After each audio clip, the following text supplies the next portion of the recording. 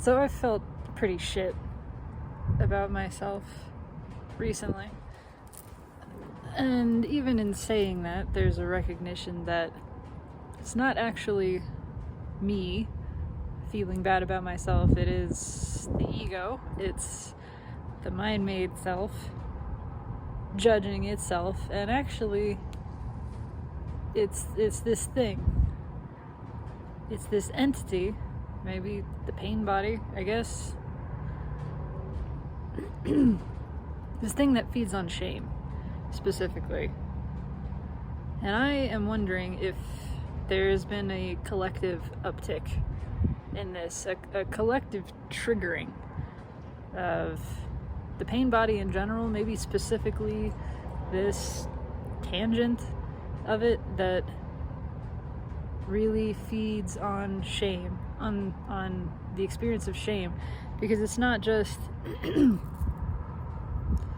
it's not enough for it to shame.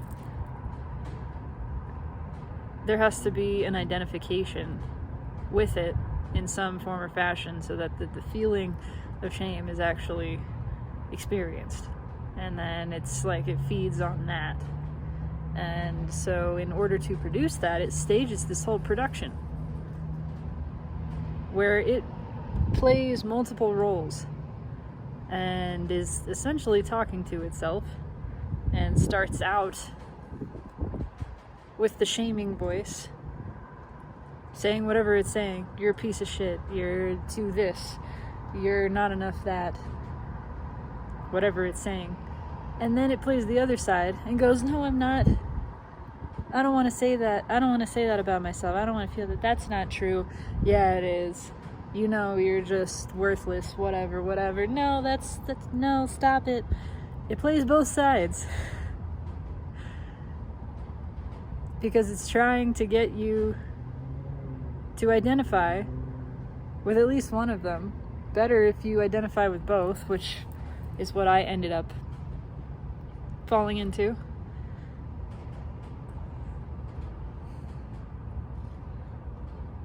Resisting the voice of shame means identifying with the counterpart that it's created. Whew. That was an angry meadowlark chasing a hawk.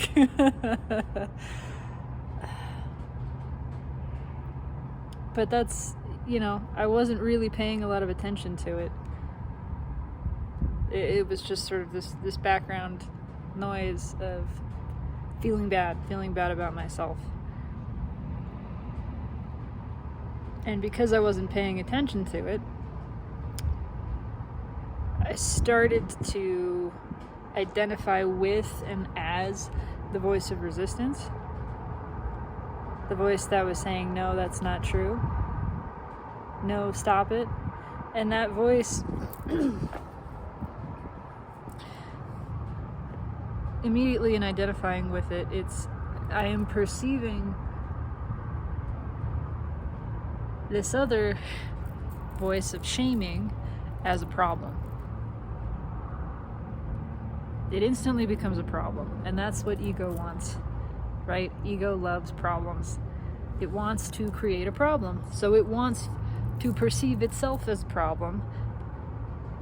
It does, but it can only get you to be a part of that experience if you are lined up with it, if you are identifying with the voice of ego that says this is a problem. And so I did, and I was. And it's really been off and on for quite a while.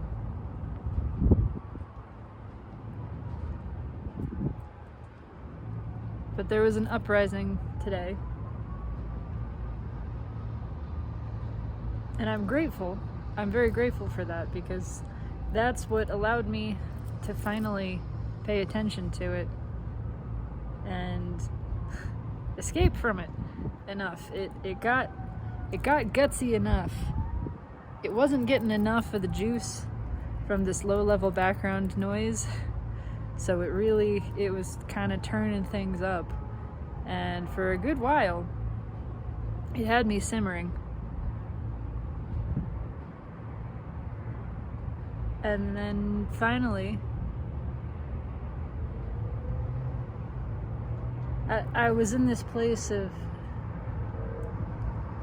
recognizing that I'm feeling shame about myself. And first it started with shame about the form, the physical form, the body, changes in the body, the way that the body changes.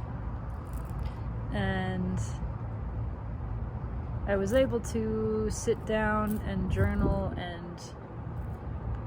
talk myself back into the awareness that nothing true about myself has anything to do with my form. None of the true statements about my being, my abundance, my worthiness, my vitality, my health, my attractiveness, none of those things are related to the physical form. They're core features of my being. They reside in and emanate from a deeper place that is, it just has no actual connection to physical form. And so the form is free to change. The form is free to fluctuate, whatever direction, however it fluctuates, it doesn't matter. And it neither enhances nor diminishes the truth of my health, my attractiveness, my vitality, my worthiness.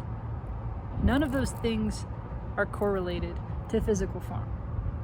So I'm writing, I'm journaling, I'm realizing this for myself, that the form is free to change. All form is free to change. It's free to fluctuate however it does, and it doesn't affect any of these attributes of my being, which are inherent, and they're stable, and they're secure.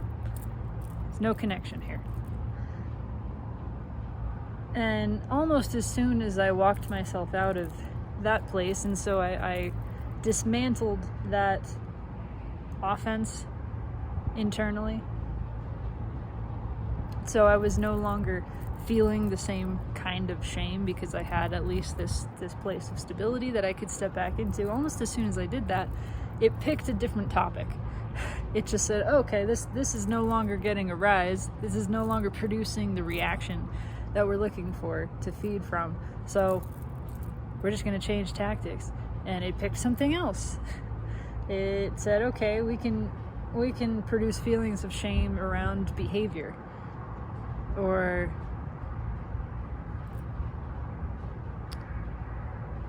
doing, that kind of thing, like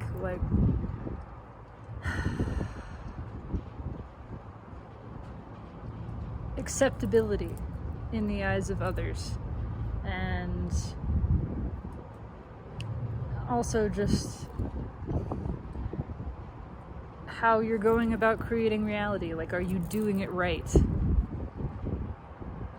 So quickly it shifted, it found a new avenue. And then for a while I was stuck in that. For a while I was stuck in this feeling of, I'm just doing everything wrong. I'm off the path, I'm failing in my life purpose, whatever. And wanting certain things, wanting to be more relaxed at work, and then feeling shame, feeling judgment around that, and then feeling resentful, and just this icky, just all this ickiness, and then frustration with the feelings. Frustration that I had let myself fall into this place of so much resistance. It's just so much resistance I felt tangled in. Frustration. A lot of frustration.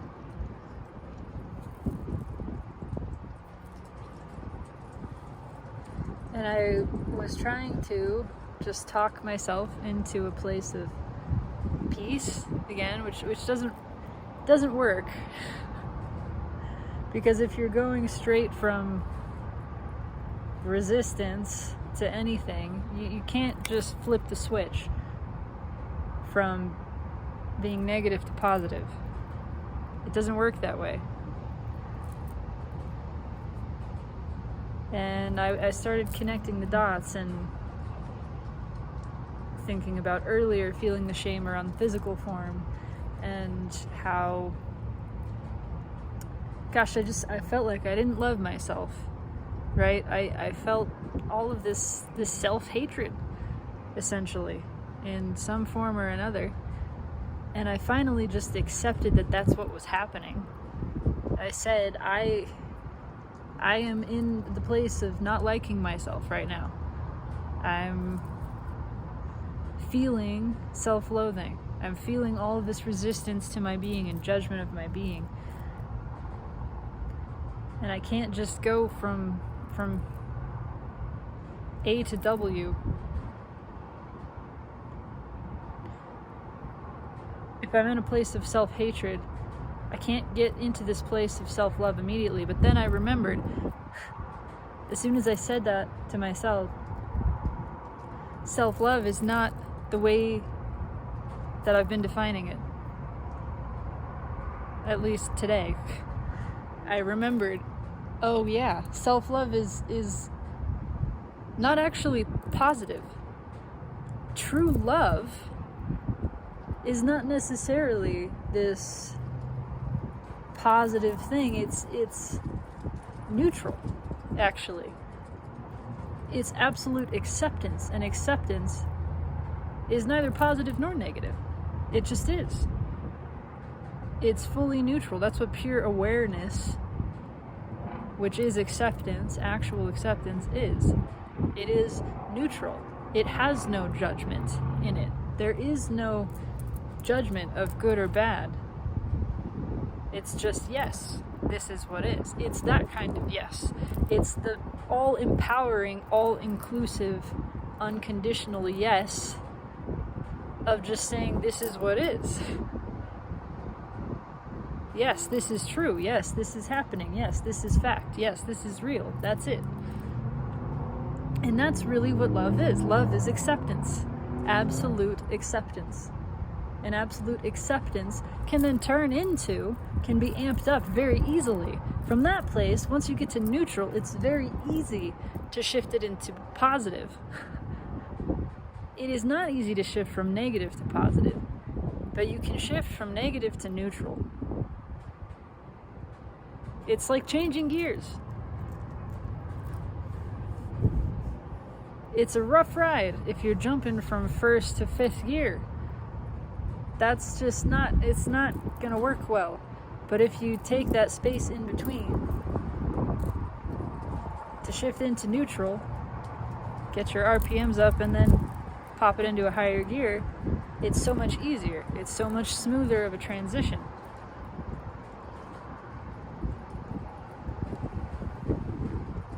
So I realized again in myself that love actually just means acceptance. That's what real love is. That's what unconditional love is. It is very clear and complete awareness of what is, and the deliberate acknowledgement that what is. And I realized I was going about it all from the place of ego. I was identified with ego, which was saying it didn't like itself, and trying to get ego to shift from not liking itself to liking itself, which is just not going to work.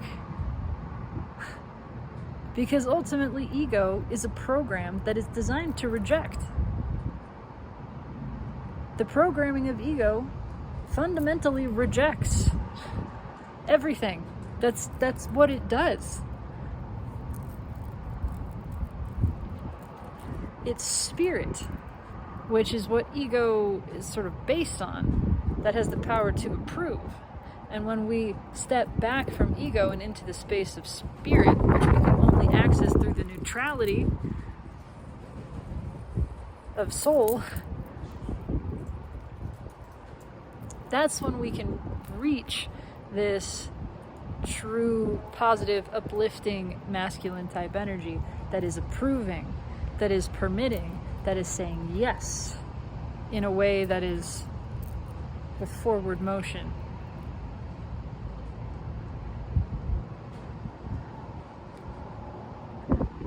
the yes of ego is tainted. The yes of ego, which is masculine energy, but it's this disconnected, disembodied kind of masculine that's out of touch with soul. And it's never saying yes from the place that began as neutrality. It's saying yes out of fear. It's saying yes in order to control. It's saying yes, and it's got an ulterior motive. There has to be this stepping back out of ego, entirely out of ego, realizing the detachment from it, disidentifying with it, stepping into the neutral space of soul, which is all accepting, all allowing, pure awareness, which is just acknowledgement.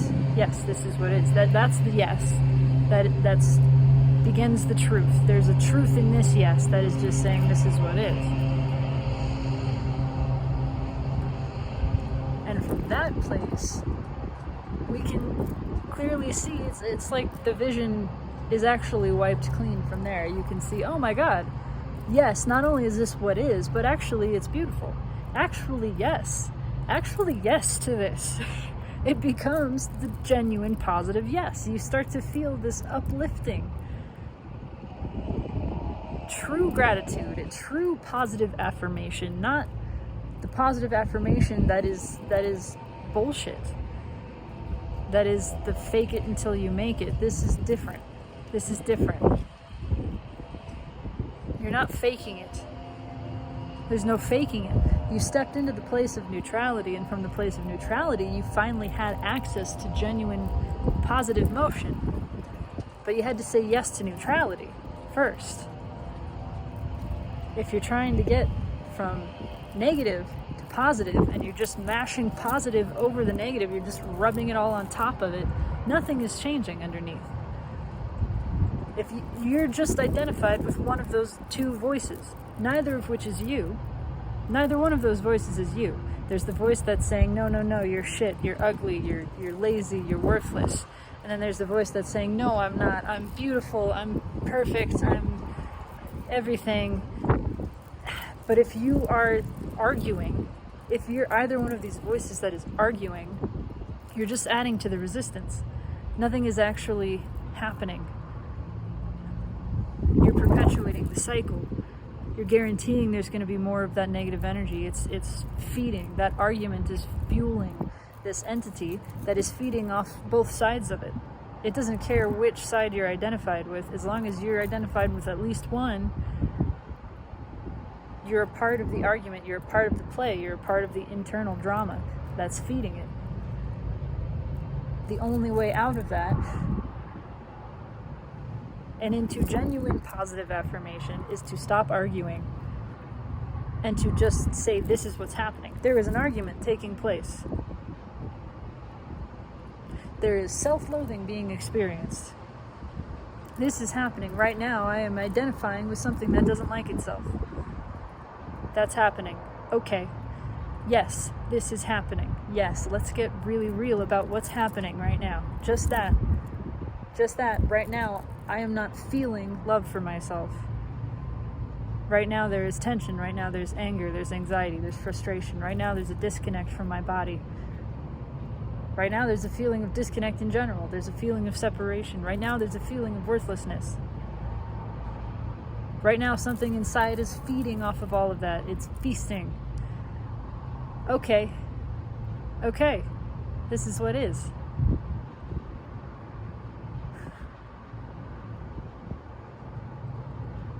Starting to recognize from there are voices talking to each other, and I am not any of those voices. I am the one listening. Actually, I don't have a dog in this fight. Actually, I don't have any kind of feeling about this.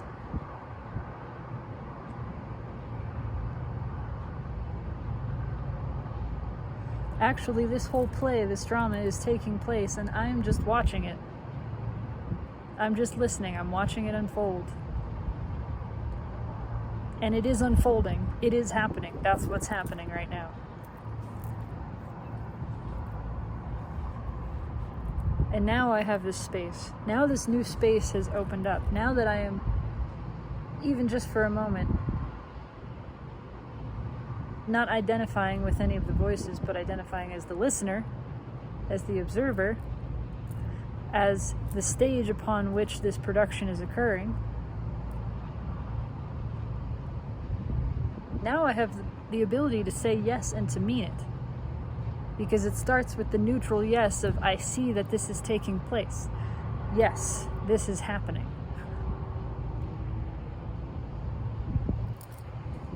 And from there I can go anywhere. From there I can realize how silly this is. I can actually start to feel levity.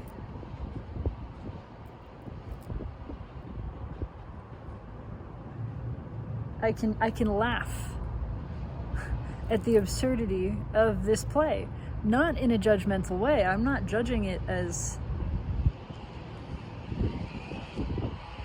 wrong or even unimportant or incorrect. Those words, they're not a part of my vocabulary right now. It's just, wow, look at this incredible drama that has been happening inside of me. And look at the cleverness of this, the lines, the back and forth, the way that this was orchestrated. Really clever. Really clever. I can appreciate that. How convincing it was. Really sucked me in.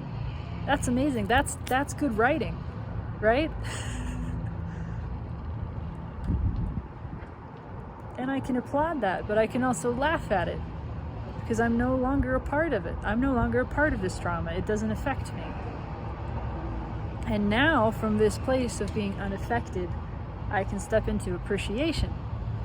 I can appreciate what's happened here. And I can appreciate all of myself in a new way. How very clever this entity is that operates within me and meshes with ego. Very, very clever. And I can recognize that trying to get ego to like itself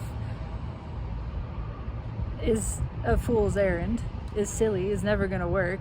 It's never going to mean anything. Even if I did that, it would still be such a surface level like that it didn't affect any genuine good feeling in me. Not really. It would be so fleeting, so temporary. And recognizing too that it's getting ego to like itself is the same as having another person say that they like you, which is what we all think that we want. And I'm not saying that it's a bad thing or an unpleasant thing necessarily, but if you are not in the place of genuine approval of yourself, it doesn't matter.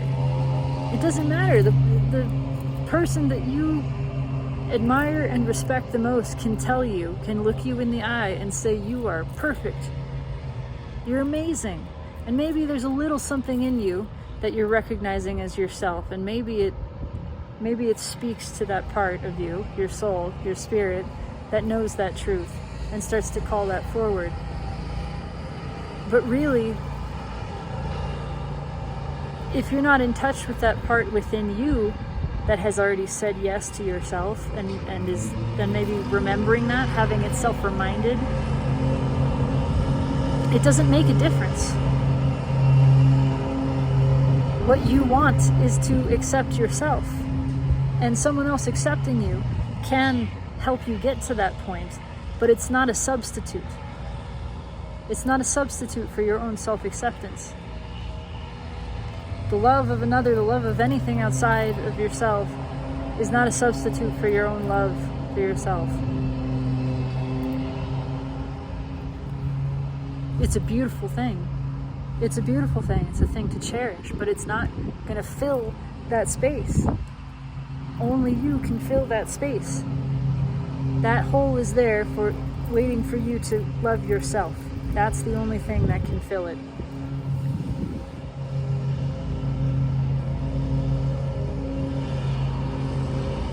But again, that true self-love can't come from the place of ego. And as long as we're identifying as ego, we can't step into the role of soul, our actual self, which can then lead us into true positive affirmation.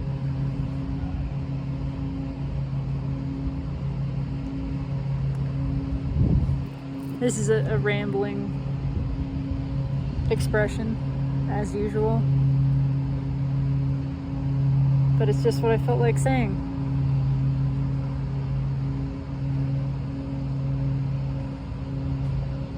So that's kind of it.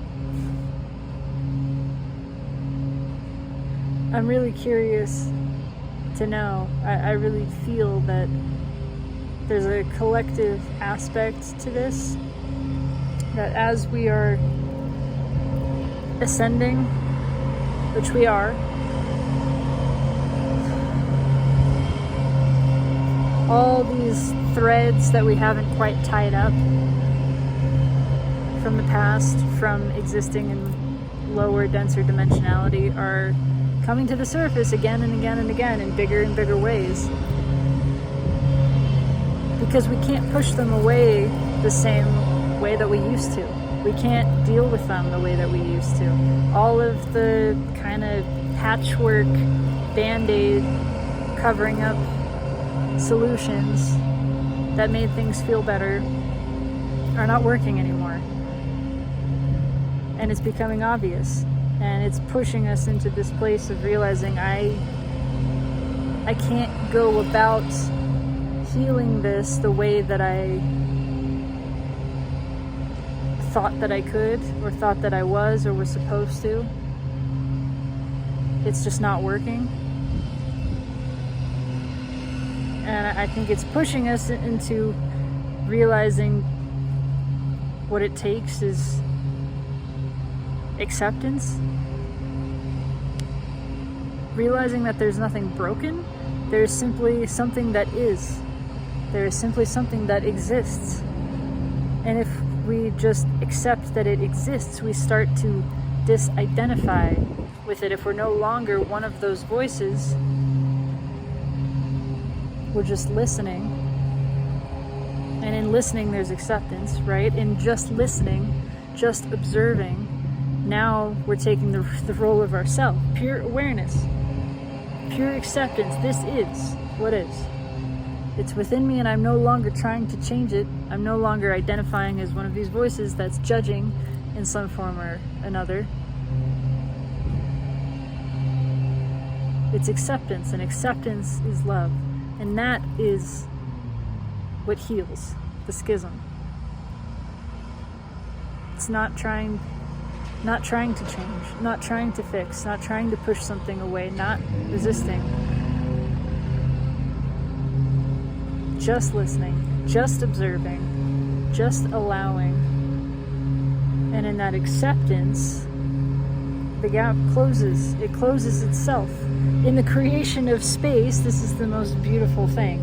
In the creation of space internally, we close the gap between ourself and ourself. We realign with the wholeness of what we are. Anyway, I think that's all I have to say.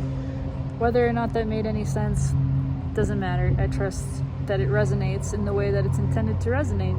And ultimately, this expression is the purpose of itself.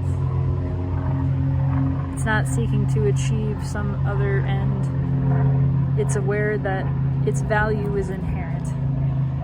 This expression has value in expressing. That's it. That's all it needs to be.